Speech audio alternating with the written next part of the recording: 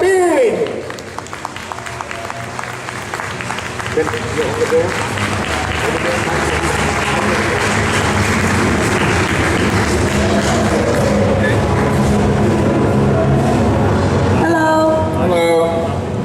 So I'm very sorry they're doing a sound check right now, so it's very loud. Hopefully they will be finished later. Yeah, with the sound check. We have to speak very loud so that everybody can hear us. Michael, you speak in your mic. Yeah. So, for the start, you've done a lot of interesting movies, but what I would like to know, you recently started and produced some films. Can you tell us about your projects you're doing right now? Well, we made a movie and we financed it ourselves about 2 years ago called The Victim. And I wrote it and in about a week. It was kind of a grindhouse movie. I did this movie for Robert Rodriguez and Quentin Tarantino, and they called it Grindhouse. And it was about all these low-budget movies that, Roger Corman used to make, and maybe still does for all I know. Can you hear him? Yes. Okay, good. I used to, when I was a kid, I'd go to the drive-in theater in Lincoln, Nebraska, and my parents would take us to go see like Cat on a Hot Tin Roof with Paul Newman and Elizabeth Taylor. And that would start at 8 o'clock. And we'd be playing down like where the playground is, down by the screen, until it got dark. Even before it got dark, they would start another movie. It'd be a double feature. And the first movie was always like Connie Stevens and Vic Morrow or something, and they would be, a motorcycle movie or a women in prison movie. So that was a Grindhouse movie.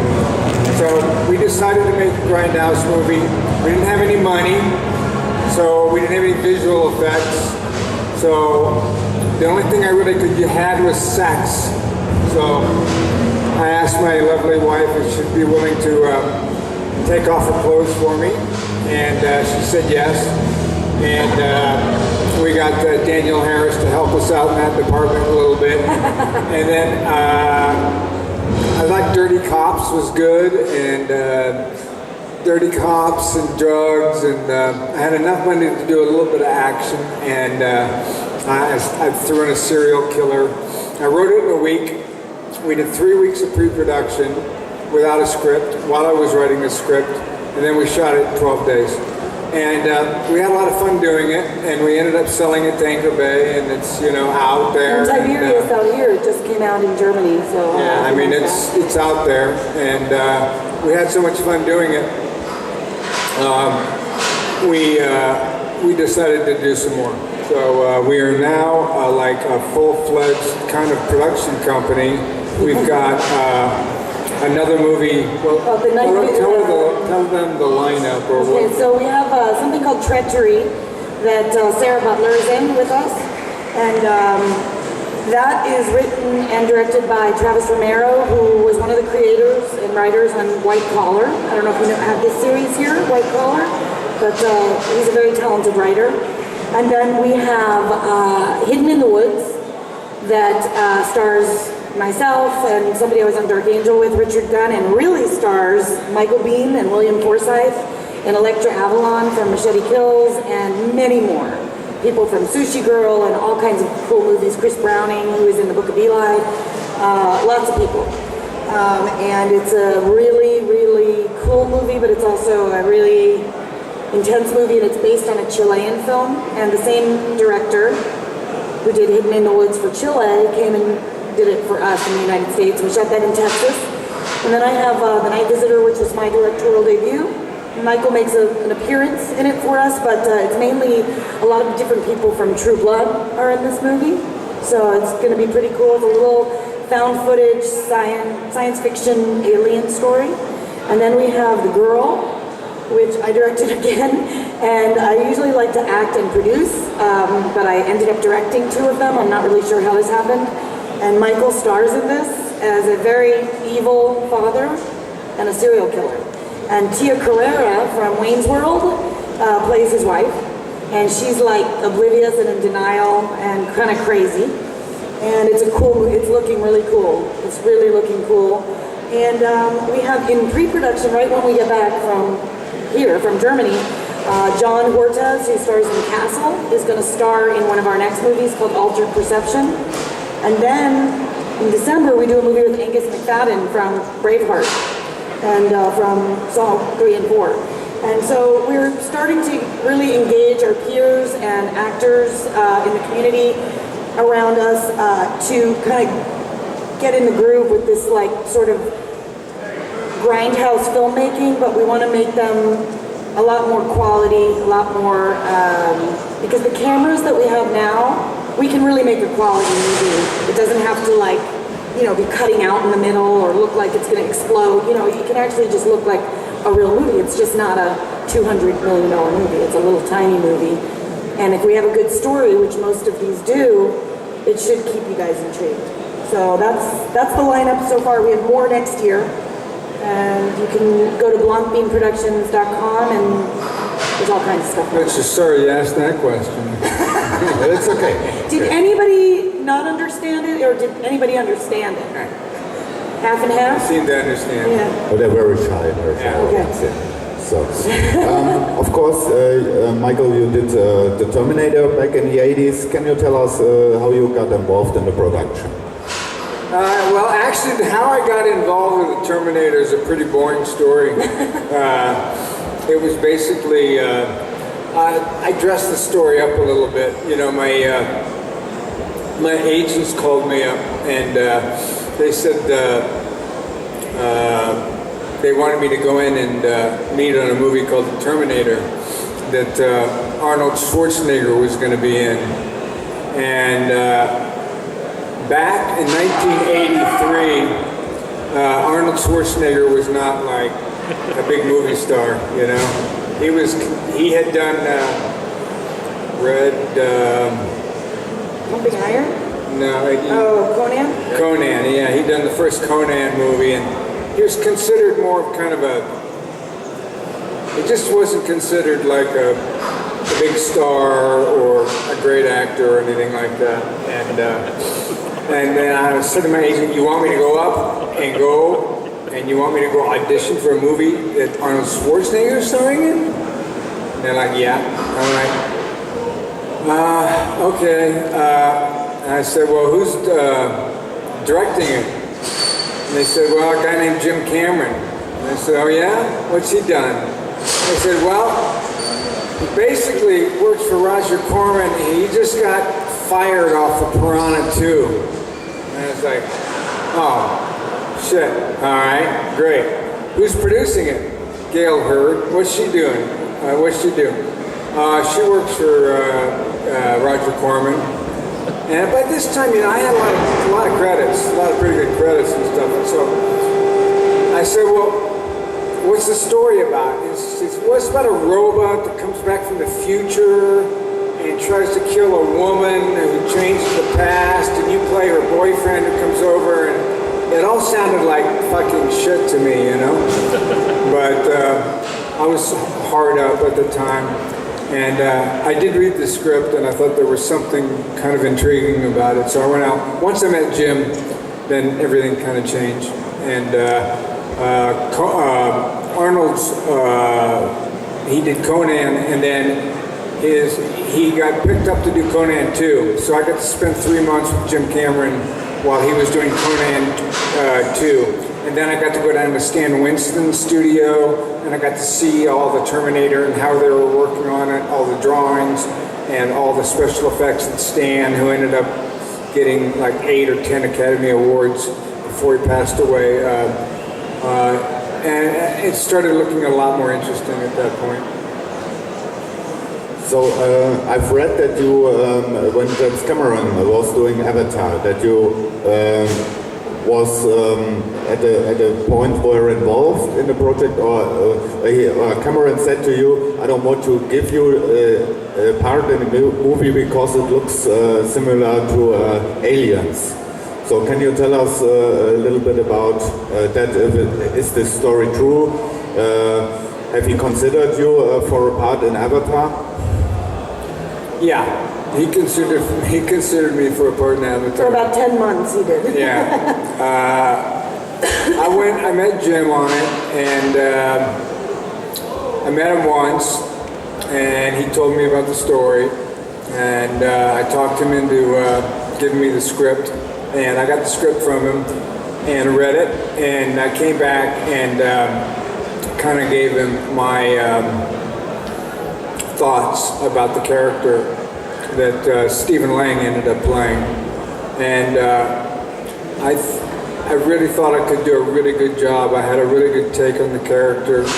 I thought I could make the character much more three-dimensional than it was written, and I told Jim and gave him all these ideas, and he seemed very excited about it, and so basically I waited to find out whether I was going to be in the movie or not a long time. Jim doesn't really return.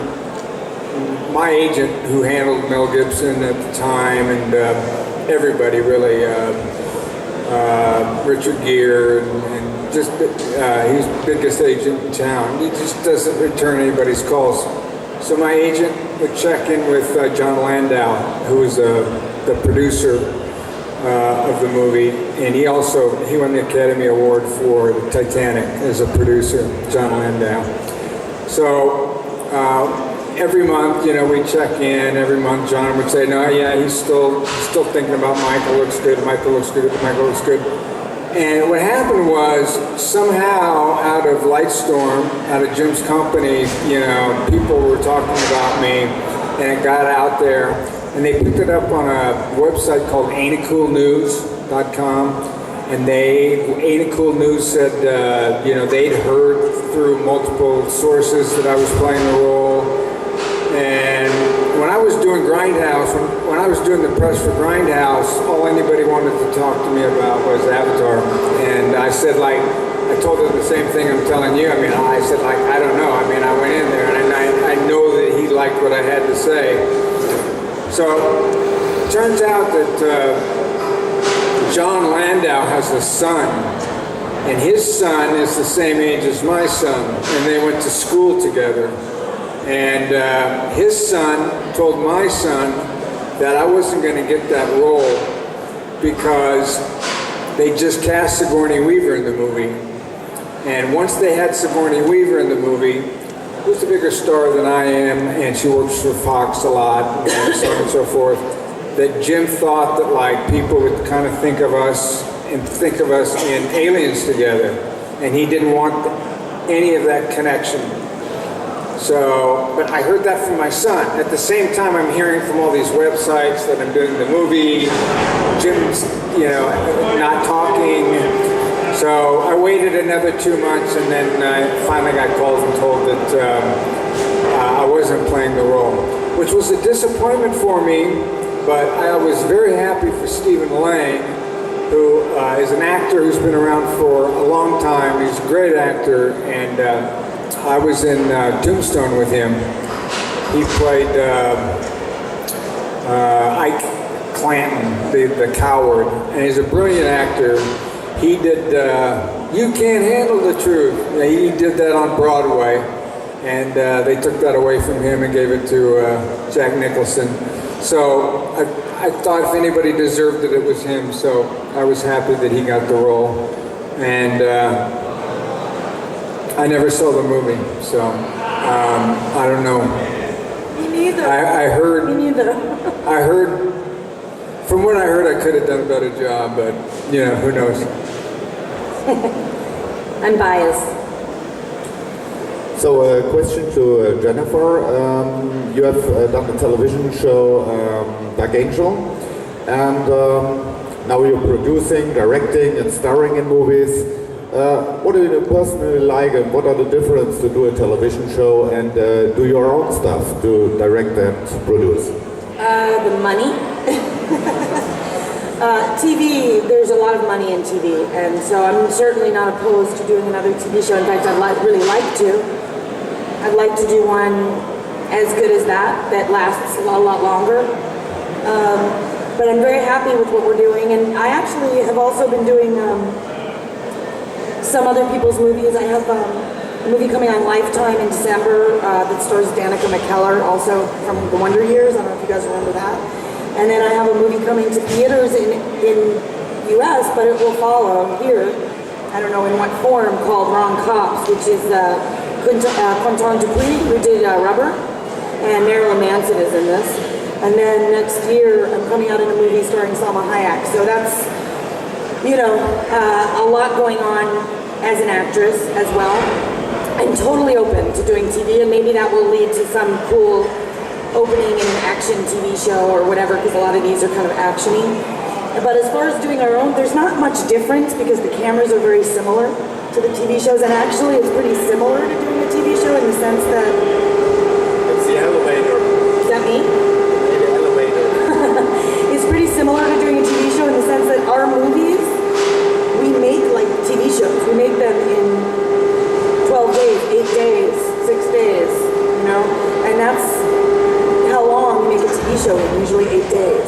So it isn't a huge difference, actually. If our movies were 6 weeks, which movies used to be, but a lot of them are getting like, movies that are a long time now are 30 days. It didn't used to be like that. I used to, people think of the Terminator as being a low-budget movie, and that movie was made in 1983, and Jim had $6.5 million and 11 weeks to shoot that movie. And like I said, The Divide was shot in 30 days. I mean, you think about, that was the same amount of money, right? That movie? And they did that in 30 days. No, they didn't spend as much money, but the Divide was 30 days, right? Which is a movie that... You guys know The Divide? No. You do. Yeah, Divide's a good movie. Good movie, and it's here. Yeah, it's a good movie. If you want to see me in something that's good... Xavier Gens, Xavier Gens directed it, yeah. Frontier? Yeah, okay. Same director. So I'm very sorry, our time is up for today. Tomorrow we will have time for questions from the audience who will be on stage tomorrow. Oh, so you guys lost out I'm on very questions. sorry. Thank you very much. Thank you. Ladies and gentlemen, Ms. Jennifer Blanc and Mr. Michael Biehn.